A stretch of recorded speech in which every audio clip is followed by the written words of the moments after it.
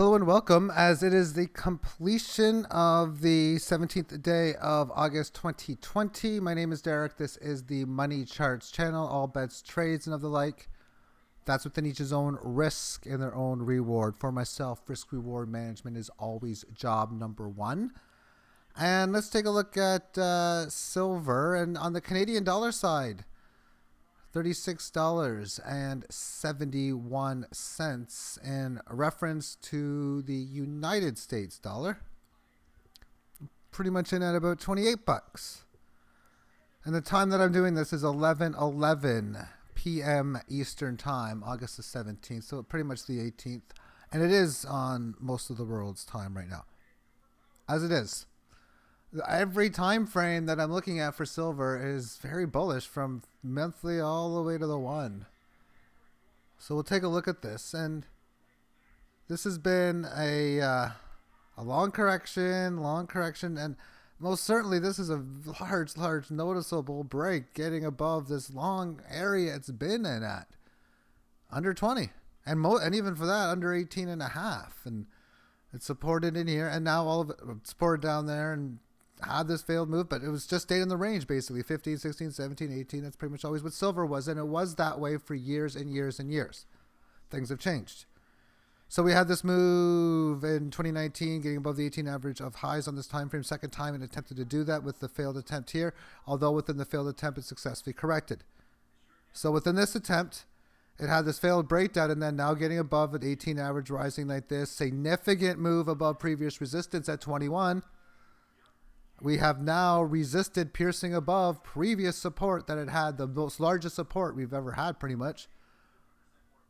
And now it's going to be, does it break it? If we resist, or we have any type of moves lower? For this is the level of resistance. When I take a look at this on with the Fibonacci levels, and we got them in at a $28.58. That's a 61.8% Fibonacci retracement from this high to this low. Therefore, for this move, the move being the selling from $50 down all the way to noticeably above 10, but breaking down below 14, for it to be a real move, that means it's going to hold and stay below this level. But if it doesn't, you start to see signs like significant breaks above, holding and staying above this, just congesting at this area, and any sell-offs coming back to these levels fast again. Those are showing signs that it is a failed move, the selling, which of course I pretty much know is going to be, but it's just as far as how the charts are showing it.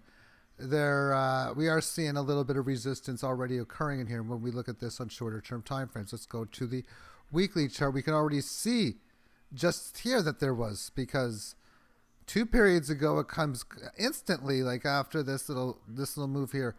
I mean, normally you don't see this. Normally it shows this type of pattern at the 18 highs, but no, it did it above it. So this low volatile move, then a couple decent moves, and there's the big break above this resistance, and a concise, quick move to this resistance, piercing extra. And within this on the daily chart, it's the correction within the 18 average, and a damn good one thus far. For we had the very quick red candle down 13% move, which is a nothing move when you consider the rise that it had. I mean, this is a spot where you'd be like, yeah, weekly term time frame, the 18 average, it doesn't even came close to catching to it. Daily it did. And if you can have a situation where you're well extended like this, you have your selling, and then you have a move like this and you have an excitation quickly after, oh boy, baby. It could be one of those lights out kind of moves. We'll see in time, of course, but the setup and how it's leaving this 18 average is pretty darn near spectacular. Now each candle representing 4 hours in this time frame. There's a double hit on this resistance. We came up to it at around the end of the day on August the 6th. Small retracement, small correction, more time, and then staying some extra time, maybe like close to a good portion of a day. But then when it was unable to hold this level, there's that very big correction. But how quickly it recovered, this green candle to 2 a.m. stamp. And then what did it do after it? It didn't sell off. It didn't leave the 18 lows. It had many sideways periods. And then another great significant move resisting this point, correcting the 18 and now showing a lot of strength in how seeing how it's leaving the 18 average of highs on the single hour term time frame. And at 9 p.m. Eastern, 2100 hours, exitation of the 18 average after it had that yesterday morning at 1 o'clock. And then nice little correction, nice little move up here, spending pretty much all morning, making its way up to this 27 level. But more importantly, the retracement from this high to this low is showing to be that absolute failure, as I'm mentioning. Because 61.8% from here to here, we can see, oh, right in here, well, this sell-off isn't real. So that gave you indication that this was going to happen. And even the indication now tells you it's even going to go further. We're at this weak resistance point, already piercing above it.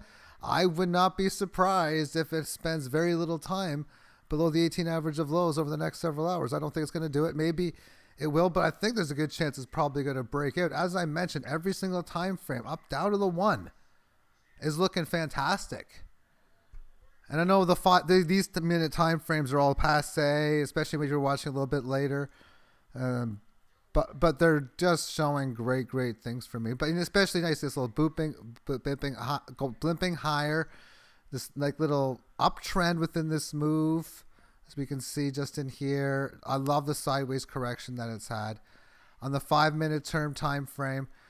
Here's a situation where it started to break out at 8:35 p.m. 2000. There's a 2100 move.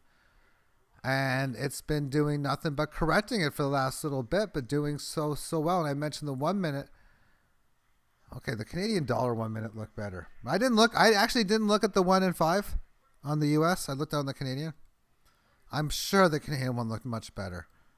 Maybe I was wrong. You know what? It was, I mean, considering back in here I was doing, it looks pretty much the same. But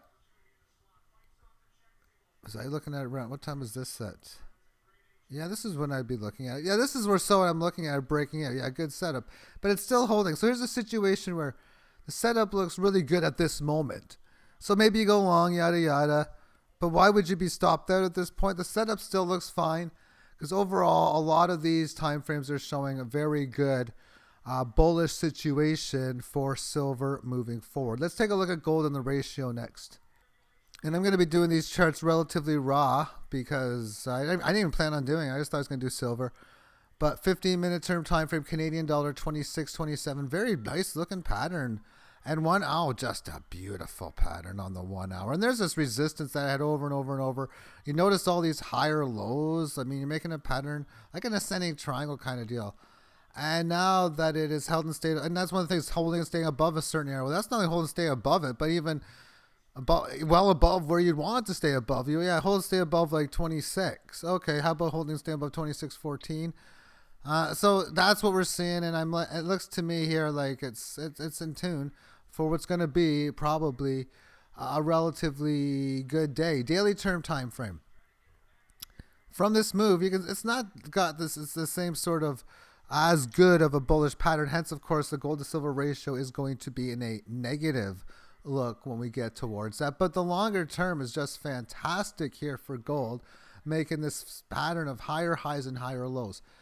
And since the start of October of 2018, how much time has it spent below the 18 average of lows? And even for that matter, within the band itself, below the highs.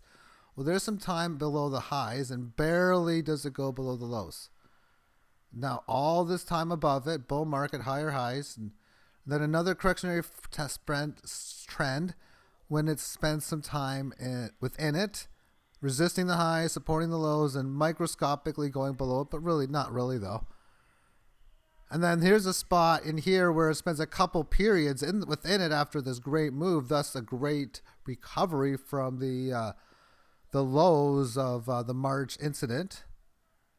And but really, and microscopically, any time below it. And here is microscopic below it here, and a little bit of time within it. And then even just now, and this is almost a first if it holds, like every single time it is corrected, it is done so a somewhat sufficient time within the band. I guess this one would be an exception.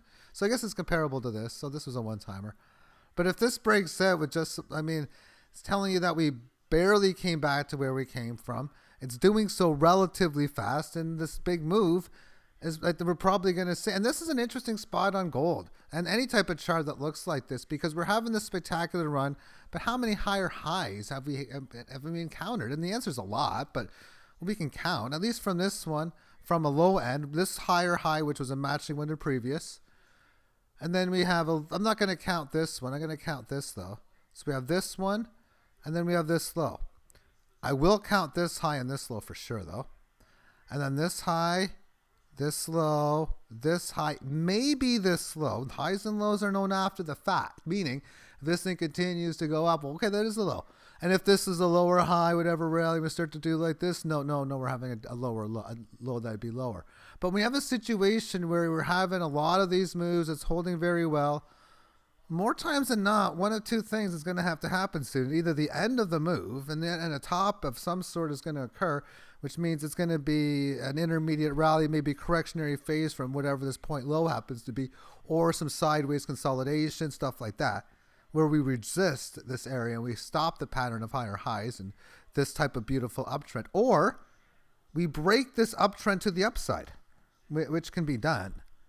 Which means any of these uptrend lines you got when they break, and what the end result of that is monstrous extreme moves to the upside. So something that is still relatively rare, I would think, but in the possibilities. It's just, there's an old Eric Cartman South Park thing, expect my authority. Well, anything that can sound like that, I kind of would do that. Possibility. It's kind of stupid. Anyway, American dollar with gold. That price is practically 2,000, 1989 as at 11:23 p.m. Eastern time. And in the daily chart, pretty much a lot of the same old kind of stuff. So with things like this, this is just simple to explain. And I've explained it before, whatever, I'll explain it again. You have a monster move. And you have your correctionary phase. The band is though certainly neutral. Support has most certainly been established. So you either have to continue this trend to the upside. And if you do, you need to see it get above the 18 average of highs. When it gets above there, it could keep flying from there. Maybe not. It might not even hold. But what you do like to see for holding is, can it hold this little area for a little bit, several periods? You see that? That's showing strength. That's a good setup pattern. It probably looks like in the future it's going to go higher. Do you break this resistance? If you're a clear cut, like, oh my goodness, if you do. I mean, you can expect a significant leg higher when that move is over from this one more times than not. But as far as weakness is concerned, it's practically the exact same thing. There is no evidence that this thing is going to stop in a bear market until it can get below it.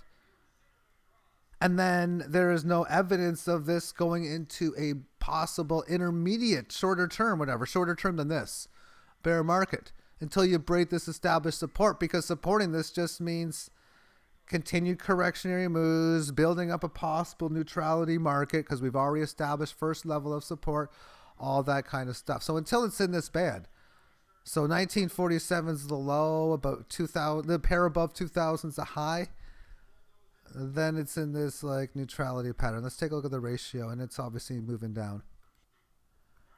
And currently it's in that of 71. I know there's a lot of numbers on the right hand side. These numbers in the black represent where these lines are. 13 days, 19 hours left in the period, and the current price, and it is a price. I mean, it's a ratio. Okay, yes, almost all these things are a ratio. The Dow Jones is a ratio. The price of Bitcoin is a ratio. Bitcoin against the dollar. If you got the Tezos, it's whatever, it's the ratio. If you got like a stock like Amazon, the Amazon to the US dollar is a ratio. But anyway, the price as well as the ratio is 71.5. So therefore the price, meaning you're going to need about 71.5 ounces of silver to get an ounce of gold, or vice versa. It used to be $1.25, 125, and even back here it was like 30. And the Fibonacci, and this is what this is Fibonacci lines from this high to this low. So 23.6% came in at 90.63. And right now it's entangling the value at 74.28, already piercing extra. If this area is not support, expect a fast move to next level at 53.8. and probably piercing extra. But I mean, it's the ultimate failed move. And just when you're just teaching, or if I'm teaching the charts, especially when everything that's been going on, how big of a level of resistance, and you're expecting a decent size leg higher, and well, that's okay, but nothing great. And if it is, well, I mean, yeah, we're correcting from this low, and it could still hold this level, but we're not holding any of these more shorter term levels of where we came from, showing that this is a failed breakout that occurred in February. Actually, go weekly first. So in the weekly chart, and this is just showing that failed move big, and how this failed moves can come fast moves. And that fast move might not be over yet, is what is possibly showing in here. So here's the obvious failed move. I mean, you see this great green moves up. I mean, look how shitty basically it does within the 18. I mean, can't even resist the lows. It's no support here, and it holds terrible in the support in such big moves of like 10.9, 11% rounding, and like another 11% move, and like just a bit of decent, like even this red candle is so small, yet 2 3/4. But even now, what did this period do? Which was the previous week. After piercing below the low, it made a move above, noticeably above the fib and above where the low came from, but it's already given it all back already. That's weak. And it couldn't even come anywhere near a rapidly sinking, declining 18 average of lows because of the grand extent of what has been going on. Daily term time frame. So as you can see in here, there's just your correctionary phase. You have this move. Oh, we got to clearly get above this. A little bit of a failure trying to do so here. No clear noticeable break ever occurred. Now you'd see weakness on the 18 average of lows. And there we see within these periods, it was showing you breaking down within. One of these periods should have been giving you the alert that, okay, things are bearish, and boom. Like, I mean, it's not going to tell you this type of move is going to happen. But you realize if you don't support this level of big moves like this is not uncommon. And you're going to go to that next line that you put in, which is exactly what it's done. And it's congested at it. And it's doing so, again, pretty shitty for a bullish level. Because what's it done in the last several days? Well, here's that day on the 11th and the 12th when it comes up to the 18 average of highs.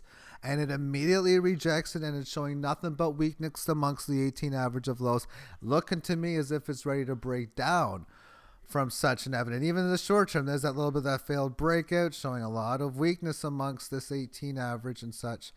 So to me, it looks as if this move of the ratio going down is probably going to continue. So then end result, again, the gold and silver chart both look bullish. The most probable events coming up in the next few days is gold and silver both going up, and silver going up more. Thank you for tuning in. Have yourself a good day. Bye-bye.